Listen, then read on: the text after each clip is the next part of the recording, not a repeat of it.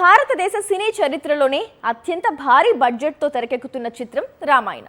విడుదలకు పెద్దగా సమయం లేదు. మరో 4 నెలల్లో ప్రేక్షకుల ముందుకు రావాల్సిన చిత్రం ఇంతవరకు ప్రీ రిలీజ్ బిజినెస్ జరగలేదు. అందుకు కారణం నిర్మాత అంచనాలకు దూరంగా వ్యాపారం జరగడమే.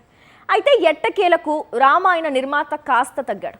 దీంతో ఇండియా వైడ్ గా ఈ సినిమా డిస్ట్రిబ్యూషన్ రైట్స్ ను ఓ అగ్ర నిర్మాత దాదాపు 250 కోట్లకు దక్కించుకున్నాడు. 4000 కోట్ల బడ్జెట్ అంటే ఇది ఒకప్పుడు హాలీవుడ్ సినిమా బడ్జెట్. కానీ రామాయణ చిత్రంతో ఇప్పుడు ఇండియన్ సినిమా కూడా ఇదే స్థాయిలో చిత్రాన్ని నిర్మించేందుకు అడుగుపడింది. మొత్తం 2 భాగాలుగా రణబీర్, యష్, సాయి పల్లవి నటిస్తున్న రామాయణ ప్రేక్షకుల ముందుకు రానుంది. ఒక్కో భాగాన్ని 2000 కోట్ల రూపాయలతో నిర్మిస్తున్నారు నిర్మాత నమిత్ మల్హోత్రా. దీపావళి పండక్కి మొదటి భాగం విడుదల కానుంది. దీంతో ఈ సినిమా వ్యాపారం మొదలైంది. ఇటీవలే ఈ భారీ పౌరాణిక చిత్రానికి సంబంధించిన 30 నిమిషాల ఫుటేజీని దేశంలోని పలువురు డిస్ట్రిబ్యూటర్స్ కు ప్రదర్శించాడు నిర్మాత.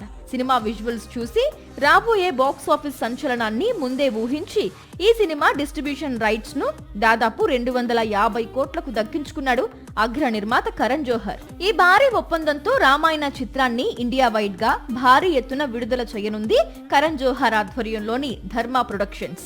గతంలో ఇదే బ్యానర్ నుంచి బాహుబలి, దేవరా చిత్రాలు పాన్ ఇండియా వైడ్ గా విడుదలై సంచలన విజయాన్ని అందుకున్నాయి. ఇప్పుడు కరణ్ జోహర్ రామాయణ పంపిణీ హక్కులను సొంతం చేసుకోవడం బాలీవుడ్ వర్గాల్లో సంచలనంగా మారింది. సాక్షి టీవీ ప్రసారాలను నిలిపివేయటం చట్టరీత్యా నేరం. సాక్షి టీవీ ప్రసారాల కోసం మీ స్థానిక కేబుల్ ఆపరేటర్ను వెంటనే సంప్రదించండి. DTH లో, ఇంటర్నెట్లో కూడా సాక్షి టీవీ ప్రసారాలను వీక్షించవచ్చు.